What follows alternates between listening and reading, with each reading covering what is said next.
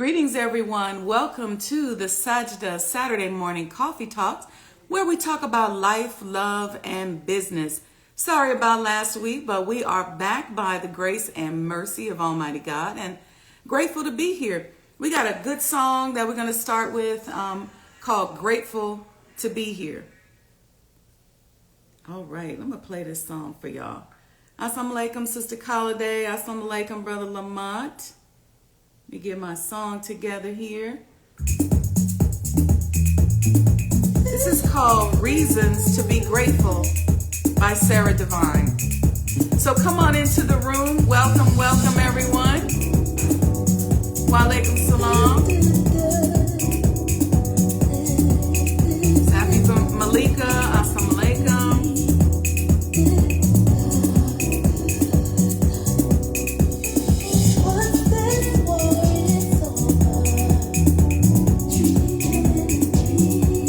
Talk about reasons to be grateful today. That's what we're going to talk about. And we're going to talk about the power of gratitude.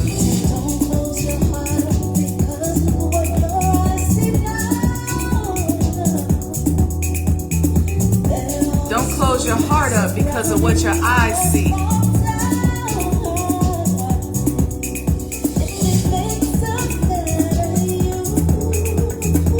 Greetings, everyone. Come on in.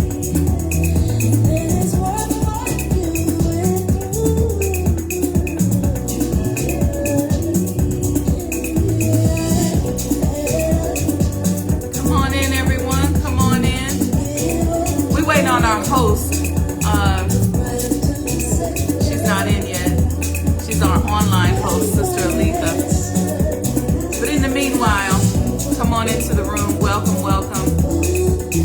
Did y'all see my show this week with Brother Ben X? It was so good, so good. We talked about how Islam spread through commerce. Nubia Flo, greetings, welcome, assalamu alaikum.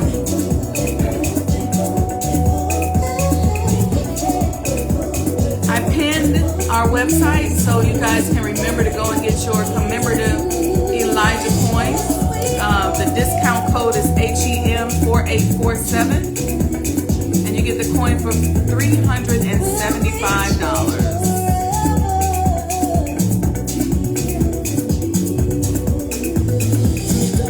Oh, Nubia Flo, you've seen it. We were looking for you. Assalamu alaikum, Sister Alita. Sister Alita gave me this song. This is my new favorite song, Reasons to Be Grateful. It was right on time because that's our subject today. Padlock Coconut, welcome, welcome.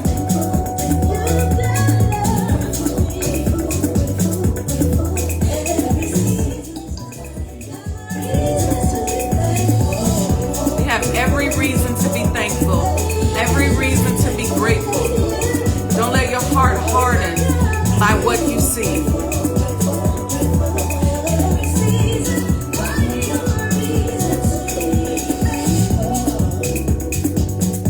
Sing it for y'all, but this is a new song, so yes, so grateful to be here with you all. Grateful that you all bless me with your presence on these coffee talks here. I like my cups. This came from NOI Archives. Look at that.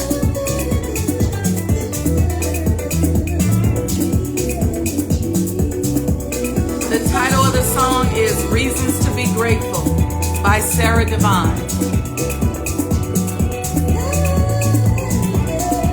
So come on in. We use music to raise our vibration and just get us in the mood. That has a Lewis vibe. That's right, Holiday. Greetings, Sister Ida, Bitcoin trader. Greetings, greetings. Sam Consulting, assalamu alaikum. Assalamu alaikum, Sister Ida.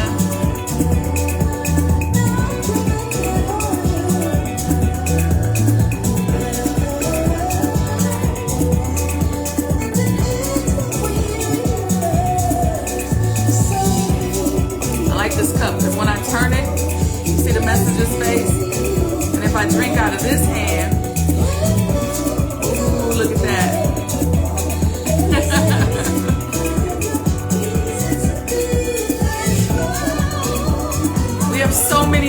to be grateful. And we're going to talk about the energy and the vibration of gratitude today. We ain't got time to be ungrateful. We want the power of gratitude in our life as conscious entrepreneurs. Yes. Grateful. Grateful, grateful, grateful.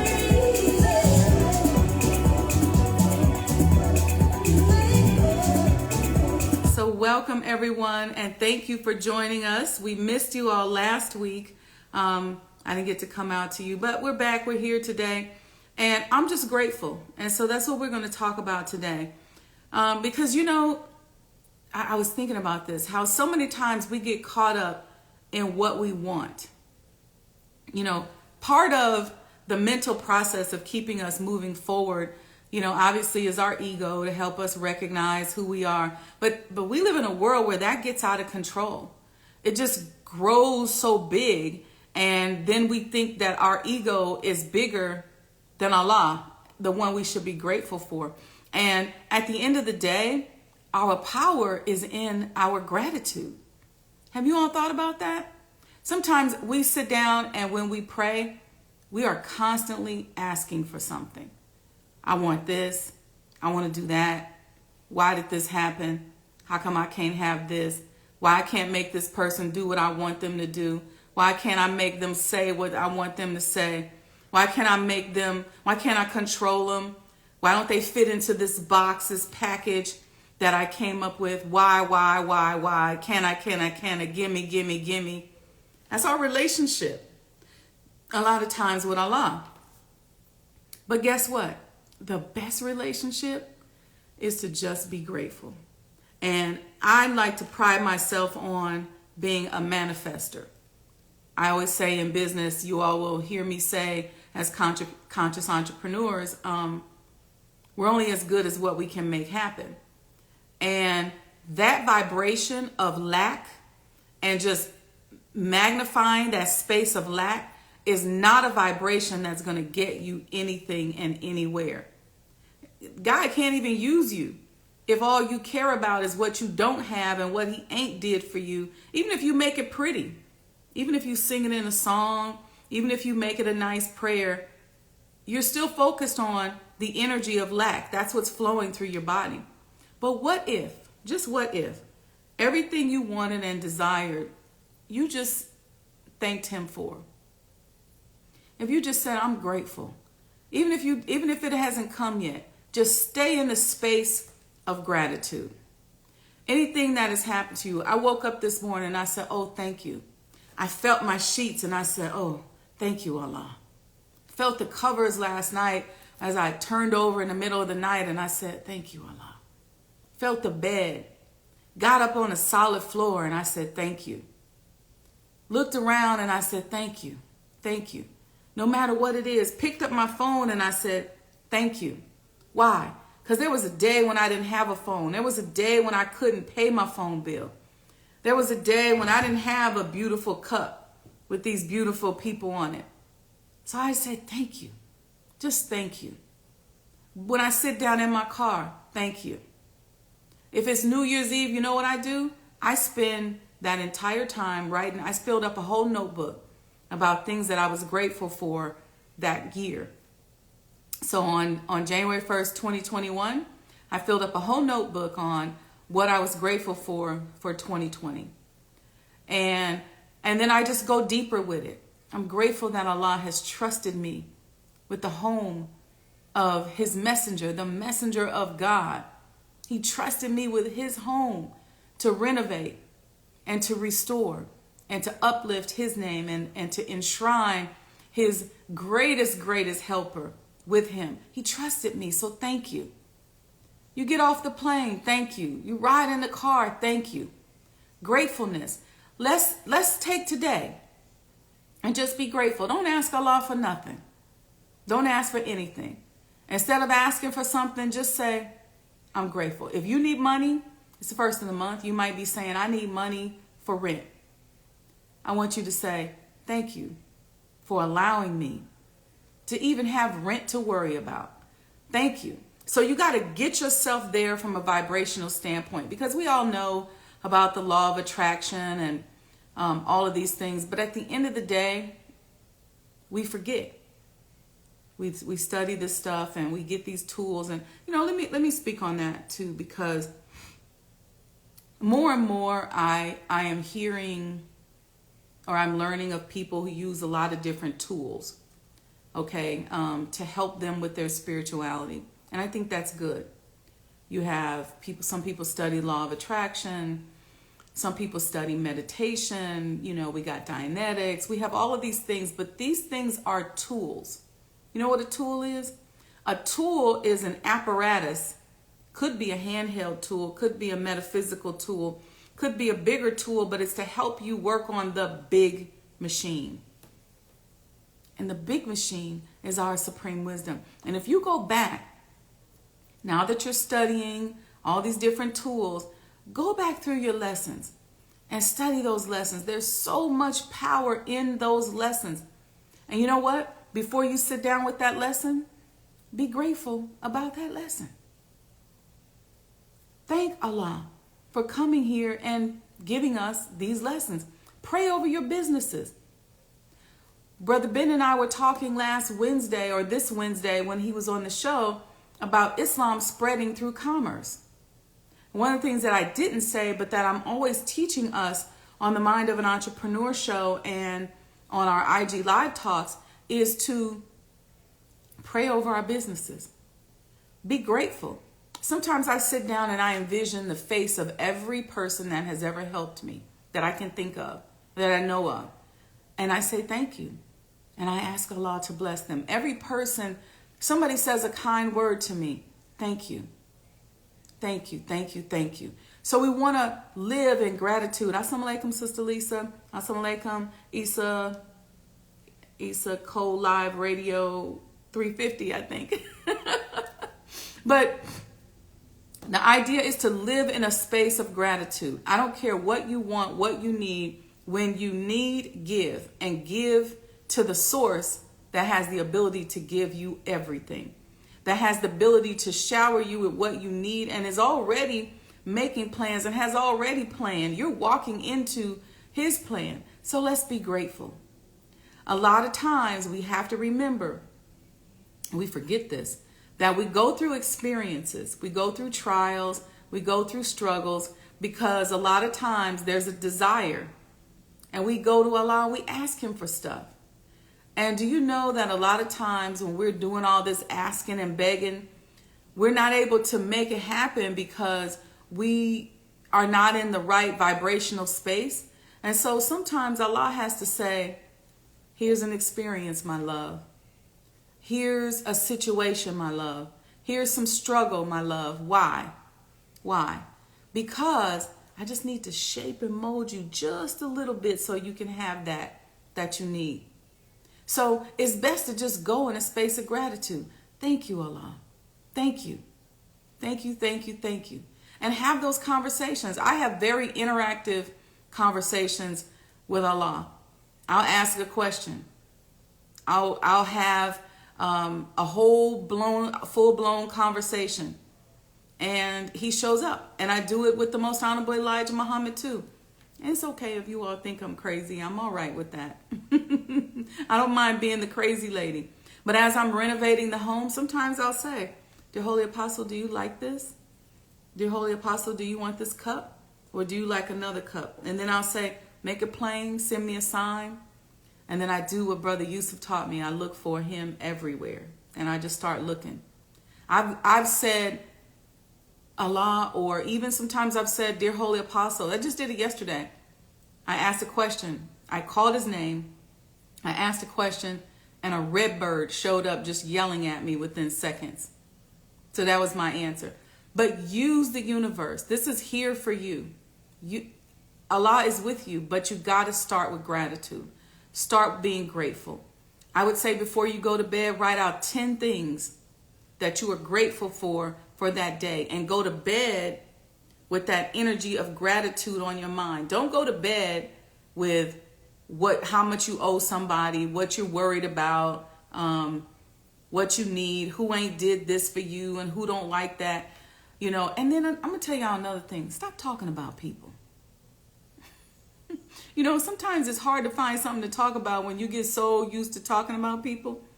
I broke myself of that habit.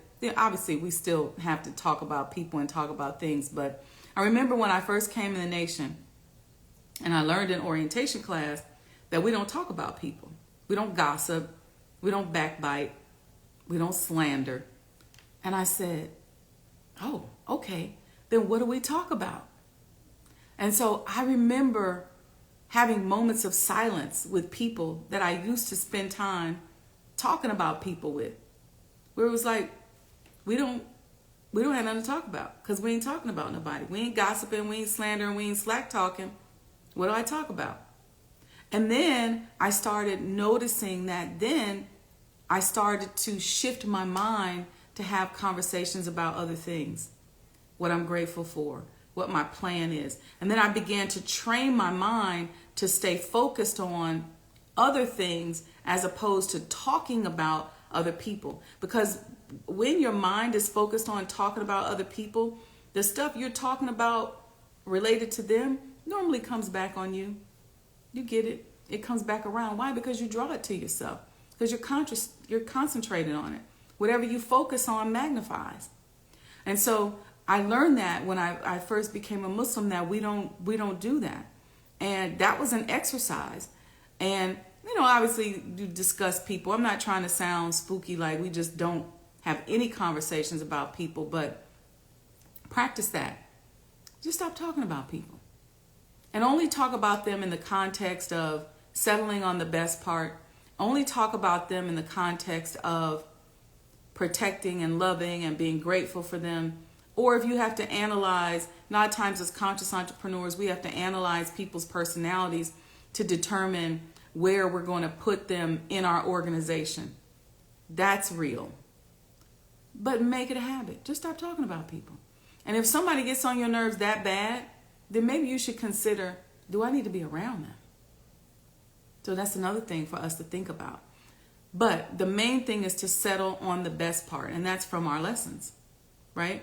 That is straight from our lessons to be grateful, settle on the best part. And that's what these Sajdah Coffee Talks are about, so that we can come together, not just the coffee talks, but I've been talking lately to people about creating this circle of influence, these mastermind groups. Because as I was studying Mr. William French Burroughs, he is the original owner of the Sajdah House, 4847 South Woodlawn. He owned it before the Most Honorable Elijah Muhammad owned it.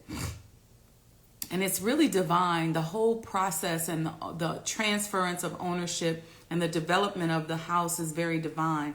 And one of the things that I learned was that he was a Mason. His wife was a member of the Daughters of the Revolution. And look at the science that they put into a home and why. Her husband wanted to have a place where he could meet with the fellow Masons who were building businesses. They were immigrants from Eastern Europe, and they would come over and they wanted to have a place where they could meet on a weekly basis with the other Masons and other business developers in the area to help build businesses. And they believe strongly in the combination of spirituality and business. And so every week they had Masonic meetings there. But in building the house, they used a lot of the science from the original man that they obviously learned as Masons.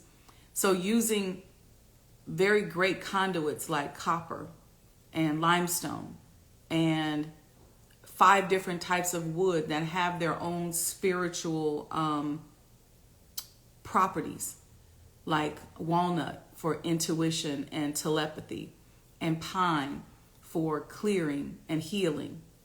And the people that met with them in that house who were Masons, like Mr. Montgomery Ward. Some of y'all may be too young to remember Montgomery Ward's store, but they met there. The person who designed the Singer sewing machine, met there.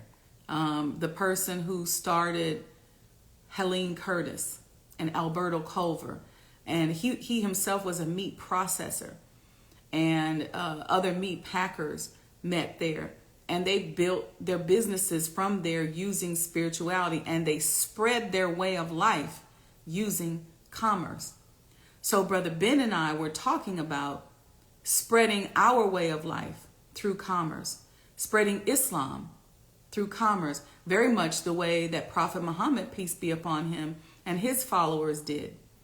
But we were talking about making sure that we do that, doing business. That's what the conscious entrepreneur movement is about. That's what Brother Ben's movement is about. So if you didn't listen, go back into the Instagram feed and listen to our talk, and our talk about spreading Islam, our way of life, through commerce. And when I was studying Mr. William French Burroughs, and I thought, wow, look at Allah. They built this divine home that is a true conduit for the energy. It's like a beacon of energy. That house is. It immediately relaxes you as soon as you come in. It immediately makes you feel calm. It immediately makes you feel like you can do and talk about anything as soon as you go into that home.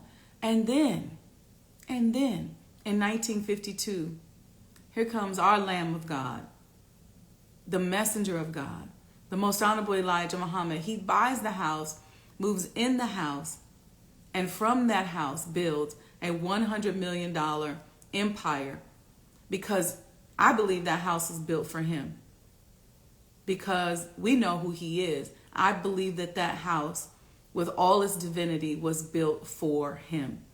And what he did and developed from that home, he walked through the volumes of the book from that home. And so when I think about that, and I think about what he did, I start thinking about, what are we doing today? And how do we access his living spirit to do the same thing, to spread our way of life through commerce? Well, we have to be good people. We have to be grateful people. We have to be people that set up our businesses that help us to discover and monetize not only just our authenticity, but help other people to discover and monetize their authenticity. How do we lift his name? How do we spread his word? Because now we're in an information overload society. Everybody's talking on the internet. Everybody's lecturing. What do? We got to get out here among our people and do business. Live with our people, have a way of life. I'm talking about people from around the world. Because when people come to you and they meet you, this is the beautiful thing. We've been trashed so much in the media. We're always being trashed in the media. You turn on the news in Africa, and what do you see? You see the BET Awards. You see us being treated and acting like savages. We've been trashed to the point where a lot of people who move to the U.S. are told, don't hang out with African Americans, because we're thugs, we're this, we're that. So when we come with the beautiful spirit as taught to us by the Almighty God, Allah, who came to us in the person of Master Farad Muhammad, who gave us a way of life. When we use the most honorable Elijah Muhammad's way of teaching and his way of doing things, and we show people who he is through our conduct. See, you want people to do business with you and just feel like you're a refreshment. Because see, right now, everybody's a predator. Predatory capitalism is real. So when you come to the table and you're not a predator, you're a female, but you're not acting like a dude. And I'm not trying to offend anybody, but sometimes as women, we equate business with masculine energy. So when we get ready to do business, we're hard. We think we got to be, hardcore and rough. When you come to the table and you're a Muslim, as we've been guided to be and taught to be by the Honorable Minister Louis Farrakhan, and as we've been taught and trained by the Most Honorable Elijah Muhammad, you are like a cool drink of water on a hot day. And that is how you help people to know who they are. These people who've been trashed all around the world, who who people think we are the kings and queen of savagery. They really do when you travel. I mean, I've been, around the world, and people look in amazement like, wow, you're not like that. Or you're not cursing. You're not yelling. You're not throwing drinks at people. But in fact about it, you're sitting at the table and you're intelligent. And there's this way about you. There's this energy about you. Wow. And I'm sitting there the whole time. Grateful. How am I? Grateful. I come with that grateful spirit. I lead with that. Because now I'm aligned with him that's giving me this opportunity to be here. That gratitude. That's how you use gratitude as a tool. And so that's what I lead with. If I'm going into a negotiation, negotiating doesn't mean that I act like I manhandle things, that I bulldoze over things. It means that I'm having a conversation. And if somebody insults me to the point where I feel like I need to act like that, then I think it's probably not somebody I need to be doing business with. Because if I got to act like that with you at the beginning during the negotiations, then I'll probably have to act like that during the development of the contract. So I think about that. Is this a person that I need to do business with? But people ask me all the time, how do you manifest? They say, I pray all the time. Assalamu alaikum, Brother Mandine. They'll say, I pray all the time. I am nice. I give things away. I'm a sweet person. We put all these labels on ourselves. But I can't manifest. I'm trying to start a business and I can't do for self. Probably because you're not grateful. Probably because you're developing a mindset that is contrary to the way of life of Almighty God Allah. That's probably why. Y'all blowing these comments up. Okay, let me see. We have to realize that being told you're different is oftentimes a compliment, and we should say praise be to Allah. That's from Sister Lisa. Sister Letha said, and that is why the Sajdah Project is so very important. It is an amazing divine tool to show the world who the Honorable Elijah Muhammad and the Honorable Minister Louis Farrakhan are and their mission. Yes, ma'am, to both of you. Absolutely. Being different is a beautiful thing. Being different is a compliment. Yes, in a world where everybody's been made to be a certain way. And just like, as the Honorable Minister Louis Farrakhan rebuilt the nation, a lot of people, I like to sit back, excuse me, and think about the tools that he used to build the nation. What were some of the tools that he used? And if you think about that, you will have all the tools that you need to build your business. And so you know what? Let's do a coffee talk about that. Let's do a coffee talk. Excuse me. Let's do a coffee talk about the rebuilding of the nation. And let's extract the tools and the personality traits that the Honorable Minister Louis Farrakhan had to use and to deploy in order to rebuild the Nation of Islam. And then let's take those tools and those personality traits and overlay them on top of our businesses and make sure we weave them into our processes, our systems, our policies, and our procedures. I think that's a good show. So I'll spend some time. I've actually done some work on that. I was working on a document that was helping me to extract some of his personality traits. And I'm grateful to just have been up close very early on in my career to be able to extract some of those style items, how he stylized himself. We may not necessarily know what he was thinking, but there's enough lectures out there that we can extract this stuff. And then I want to take that and overlay that over our businesses. See, when we were building the surgery center in Maryland, and I wrote probably over 2,000 pages of policies and procedures. And in each of those policies and procedures, while they're very subject driven, right? It's a diagnostic and how to clinically diagnose somebody, how to see a patient, the patient flow, the EMR system, the infectious disease policy, the whole HR policy. I made sure that I was weaving in proper handling of people, aspects of our lessons and our teachings, because I knew that as long as that was in there, it would always work. And when we went to the state and presented our policies and procedures, you know what people like that do. When they like something, they steal it. So of course they stole it. And I think maybe, let's see, the first time I presented it was in 2014. And then in 2015, Medicare came out with their new rules and codes of conduct, and they literally had lifted some of my stuff word for word and put it in. I want to say it was their 2016 policies and procedures. And it was so funny because I think they had sent an email or there was a document or something, and my business partner was reading it and he said, "Wait a minute, this looks familiar." And I said, "Well, that's what the mischief maker does. See, that's what they do. When they see something they like, they steal it. See, that's the way of this world that we live in. You like something, you steal it. That's why you get on the internet, you give your ideas, and people just steal it and go do it. And you have black people who act like that too. That's why I call them mischief makers.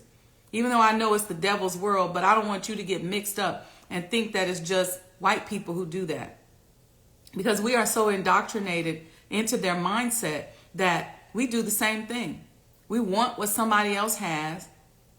We don't see someone else's progress and do what? Be grateful for that, instead of saying, I'm so grateful to see how successful my sister is. I'm so grateful to see how successful my brother is. Most of the time we don't do that.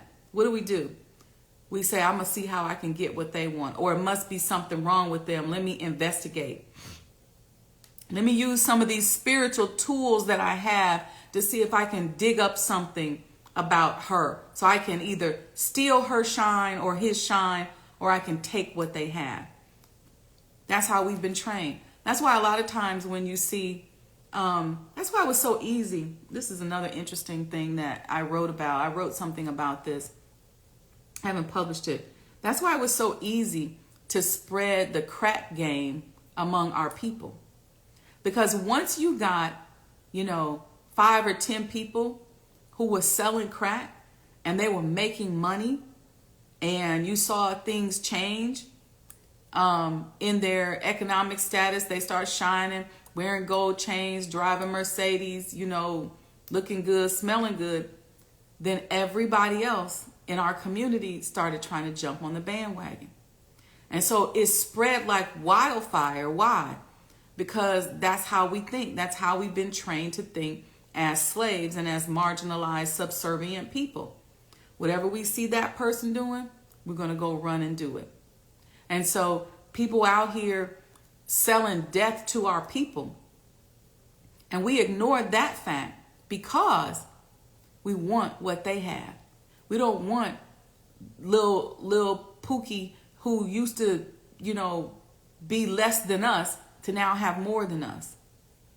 And so it's a predatory way of life that we are so indoctrinated in, that when we come now talking about being conscious entrepreneurs and learning how to make money through consciousness, through authenticity, through gratitude, it's a tough road, because a lot of us have to dip back into our predatory way of life. And don't get me wrong, sometimes you got to steal away. You're going to have to steal away. You're going to have to ease your way away from it. But when you find yourself, and I want you to go back there's a link in the bio to, I think it says, listen to past episodes. And in those past episodes of the Mind of an Entrepreneur show, I go into great detail in defining predatory capitalism, and then defining conscious entrepreneurship, and defining how to make money without being a predator. Because predatory capitalism is based on somebody being dominated and somebody being a predator. Somebody being dominated and somebody being the dominator. And so if you're looking for somebody to dominate, you're likely going to have to prey on them. That's the only way that business model works. There's got to be somebody or some people at the bottom. But when you start to really study other conscious business models, when you start to look at the rules of engagement, as I think I even did a show on how to do business as a Muslim, where we talked about usury and interest and all of that stuff. Go back and listen to those past episodes. We did a little bit of that on the Saturday morning coffee talks, but most of that detailed conversation is in the past episodes of the Mind of an Entrepreneur show, where we talk about that. If you decide, okay, I'm down with separation, I get it. You hear us talking about the Most Honorable Elijah Muhammad said for us to separate. So you hear us talking about that. But if you think you're just going to bring this predatory capitalist way of life over to the separate territory, over to the new community, over to our new circle of consciousness, then you're mistaken. Because what will happen if we let you do that is that all we'll do is create the same thing that we're trying to run away from. Because based on that business model, you have to have somebody be the dominant person, then you have to have somebody be subservient, and somebody has to prey on somebody. So all of these billions of dollars that people spend every day trying to control your mind, that's the predator's way of getting you to be subservient to them so that you can buy and give them money. That's just a fact. And we're so used to it that we don't even flinch. We're so used to being controlled that even when you watch the news, it's difficult to tell the difference between marketing and what the real news is, because everybody has a PR campaign, everybody has a spin, everybody has a strategy that they're putting on stuff. And so we forget that a lot of what we're looking at is somebody's spin and somebody's strategy. We're not looking at the news. So we need news outlets that just tell the news. Just tell me what happened. Don't put your spin on it. But the spin is in the presentation. The spin is in who they get to tell you the news. The spin is in how they tell it, what information they leave out, what they leave in. It's all designed to manipulate and control your mind. Okay, so there was a quote, something to comment. Okay, Sister Lisa said, the teachings of the Most Honorable Elijah Muhammad are used by anyone who this society is considered successful, but unfortunately, they don't give credit to him as the source of their success. We who know must share his truth. Not only that, Sister Lisa, what happens is that a lot of people don't even know where it comes from. I did a show, here we go, back to the Mind of an Entrepreneur show. I did a show on the concept word is bond, because people say it and they talk about it, but they don't know where it comes from. I was listening the other day to the Honorable Minister Louis Farrakhan talking about all the things, the cracking of an atom, all the research into DNA and seeding the weather system. All of this comes from the supreme wisdom and comes from the Most Honorable Elijah Muhammad, and people go off into it and they don't even know. They don't even know that that's where it came from.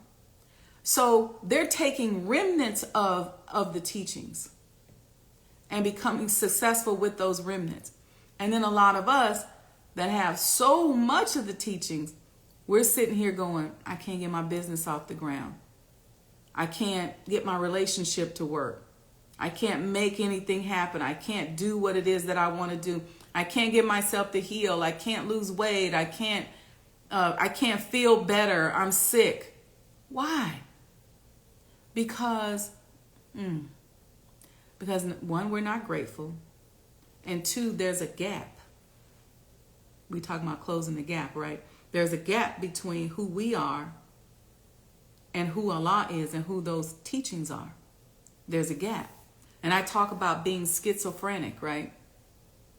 You got your Muslim self over here. You got your business self over here. When you go home, when you go to the mosque, you act one way. As soon as you snatch off your headpiece and your bow tie, you act another way. What does that mean? That means that the teachings are outside of you. And so my goal is to help people to bring those teachings here and to make them practical and to make them active in our lives, in our conduct, in our way of being. Aletha said, the new Columbus, discovering something that already exists. Shaking my head. That's right.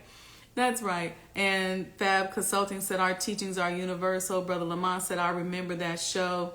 Yes. Welcome, Brother Eric. Assalamu alaikum. So yes, that's the idea.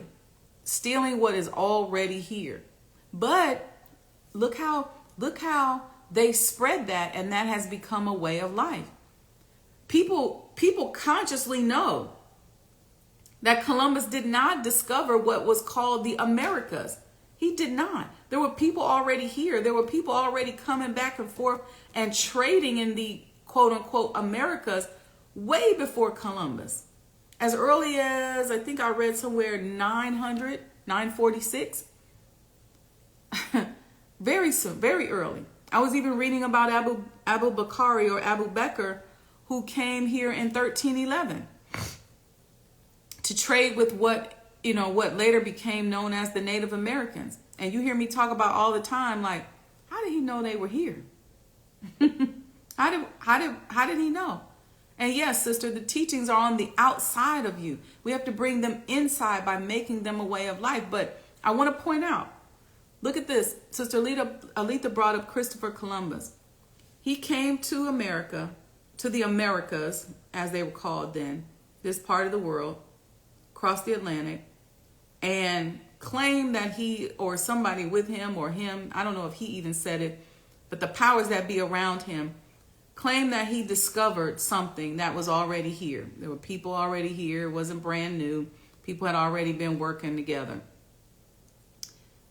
But that became a process and part of a system, that stealing what already exists and claiming it for yourself became a system and a process that this country has used to and continues to use to this very day. And then those of us that buy into this way of thinking, we use it too. So watch yourself. Watch those systems and those processes that, these people made up and put together, and we use it. We'll go into a situation and we'll hear somebody say something. And instead of quoting them saying, I heard this from brother so-and-so or sister so-and-so, we just steal it and make it ours. That's the Christopher Columbus move. We see something we want. When I was in Benin right before the pandemic, they were talking about King Dahomey. When he would see a woman he wanted, he said, I want her, I'll have her. And then he would go and either kill the person that the woman was married to or sell that person off into slavery. Before he started selling them into slavery, he would just put them in a subservient position, take their wife from them.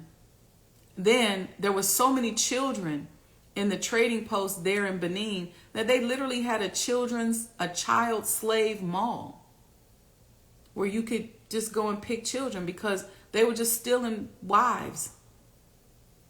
So that's a system. That's a process. That's a way of thinking. And as gods, as people who are ushering in a new way of thinking, these are the types of processes and systemic ways of conducting ourselves that we have to break ourselves of. That's why I said, be mindful about talking about people, because why are you talking about them? You're talking about them because you really want to destroy them because they don't support who you think you are. And let me tell you something about myself. I will fall on the sword and expose myself before I allow you. If you're my friend, before I allow you to be tarnished or damaged, I will take the hit. Because that's how important it is to me that I help to protect who you are. That's my job as your friend and as your sister. She said the same way they're stealing the minds of our young today. Oh yeah, they've stolen our minds. So they're going to steal the minds of the young people. But they don't even have to do any stealing anymore because the system is already there. The system, the process, the policy, the procedure is already there. It's just a way of doing things. It's like when you go to the hospital. I use this example all the time on the Mind of an Entrepreneur show. When you go into a hospital, you are going into a pre-developed system that is not necessarily designed to heal you, but it's designed so that it follows a way of allowing these people to get paid.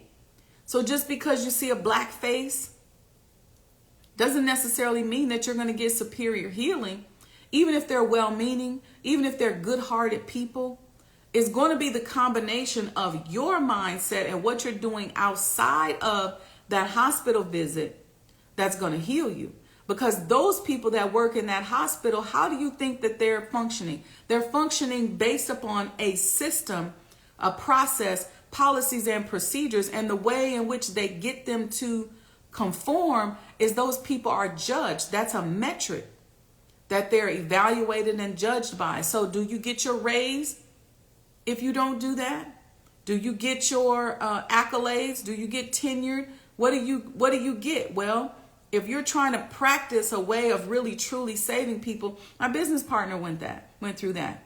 He's a phenomenal surgeon and a phenomenal osteopathic surgeon. He's triple fellowship trained. He did 3 fellowships. He's board certified in 2 subsurgical specialties. And when he would go in the hospital, they give him a hard time. Why? Because he does not believe in following that hospital system. And when I would hear him talk about that, I said, man, this is a whole process that's in place that if we don't change that process, we're never going to own our own health care. So the idea is to change that process. And it's true with every industry. So that Christopher Columbus mindset, where you go in and steal what you like and pretend like it wasn't there, like you discovered it. People do that with music. They hear your song. That's why they got to copyright it and you got to trademark stuff.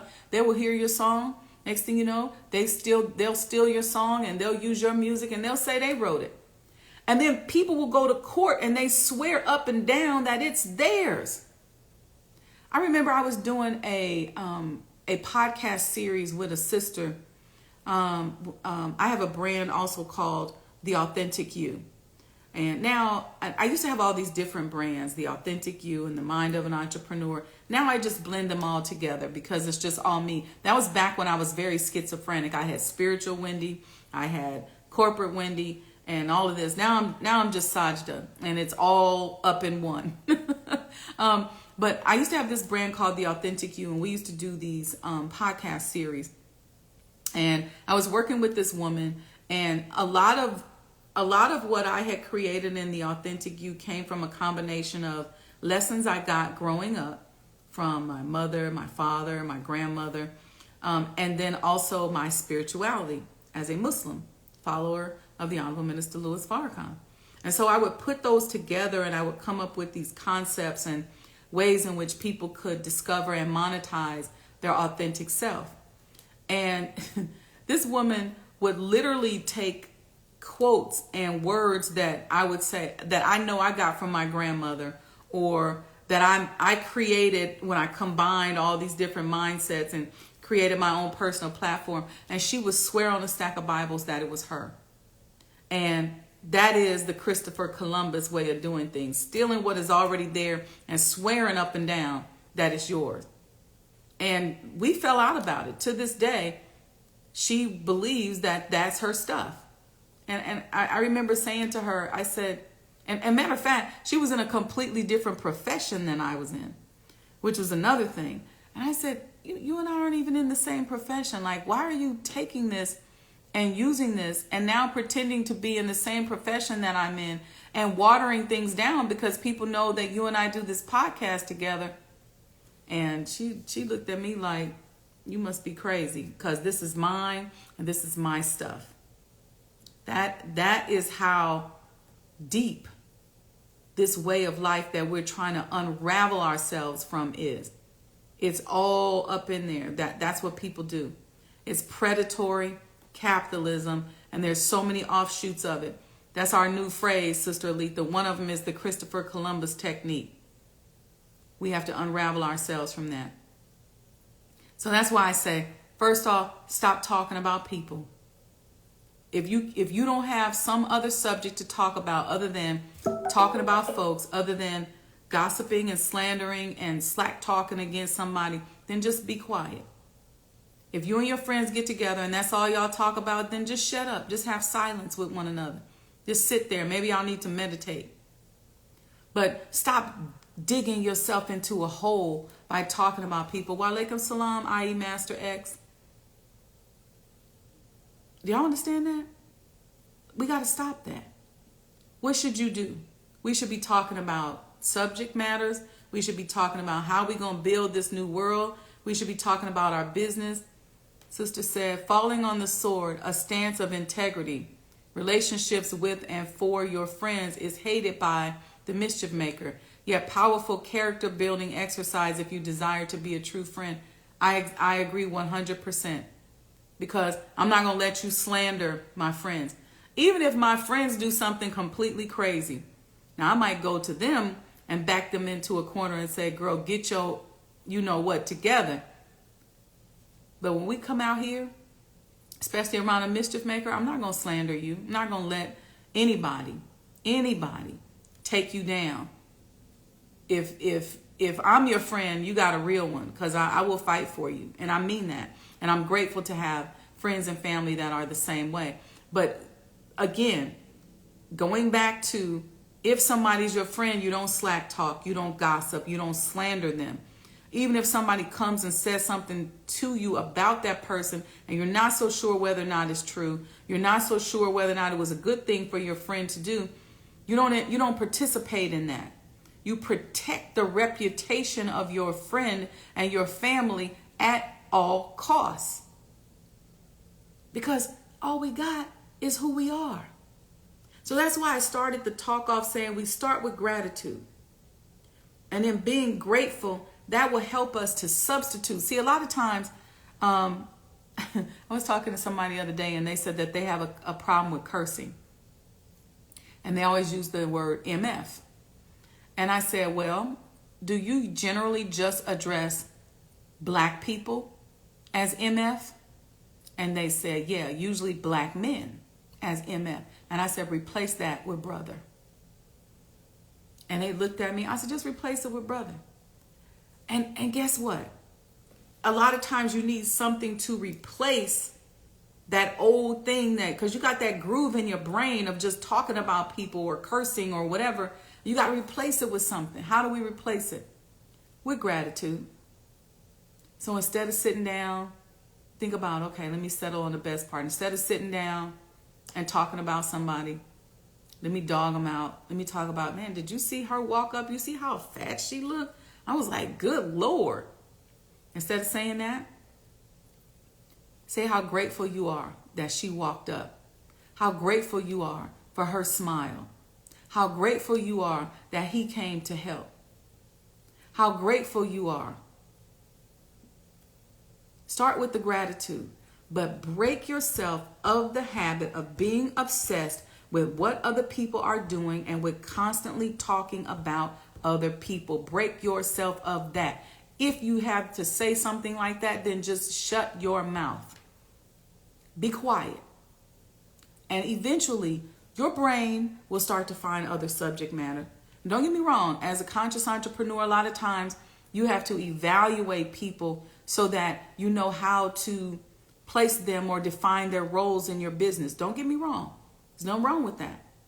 But what I'm talking about is just this wanton criticism. I'm sounding like the most honorable Elijah Muhammad. The wanton criticism of everything black and of your brothers and sisters. Just wild, loose criticism where that becomes your subject matter. And guess what? How fast does the mind travel? On average, 24 billion miles per second. And if you're spending those seconds and minutes and hours talking negatively about your brother or sister, how powerful is your mind? How are you impacting them? How are you destroying them? Take those same minutes and seconds and flip it over. with your powerful mind and be grateful for them. Send them good energy. I'm in the process of moving, and I have family that supported me. I've had my friends that come and supported me. And when I laid down last night, I just went through each and every one of them. I said, thank you. And I just asked Allah to bless them with any and everything that they want and that they desire. That's what I started asking. And I just started seeing each of their faces for every kind word, every person who lifted a box, every person who unpacked something, every person who just said, hey, how's it going? How you doing? And that's how I fell asleep, blessing other people. Not like, oh, but so-and-so came over here. They didn't lift as much stuff as somebody else. And we always got something to say. Stop that.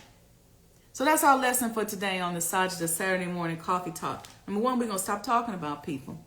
And then we're going to be grateful.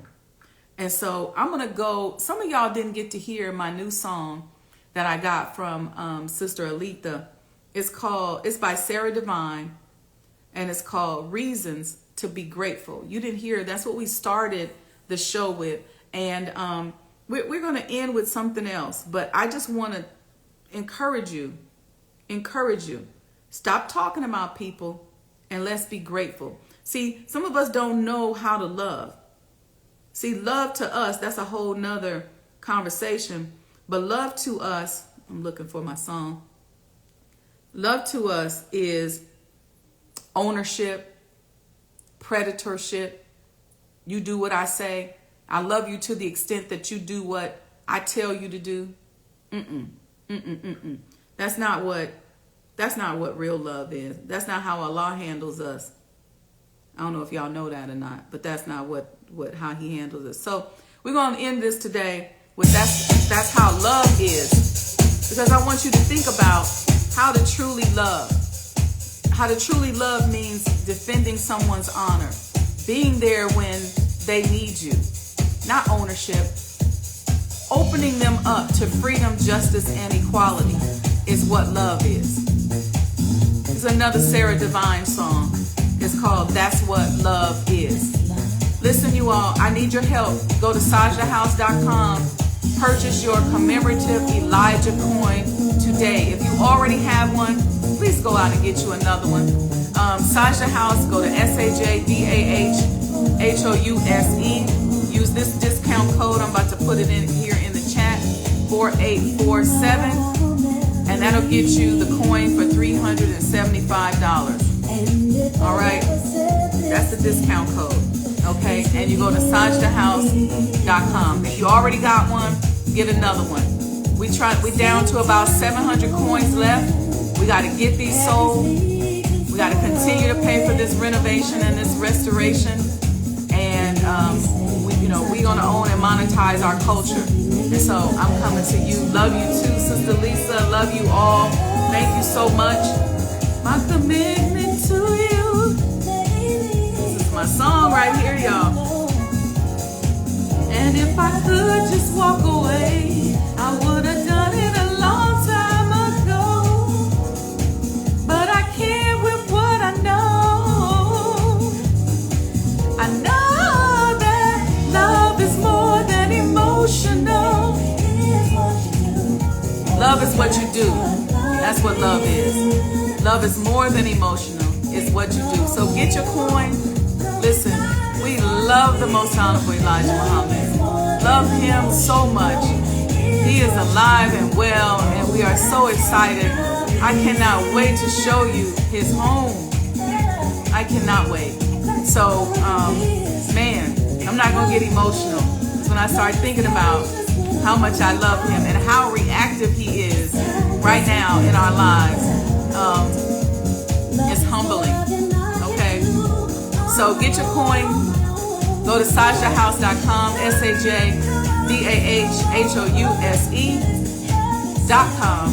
And Sarah Divine, SARA Divine, DEVINE. Wanna share it with you. Love is more than emotional. Y'all gotta get the song, get your coin, use the discount code HEM4847, SajdahHouse.com.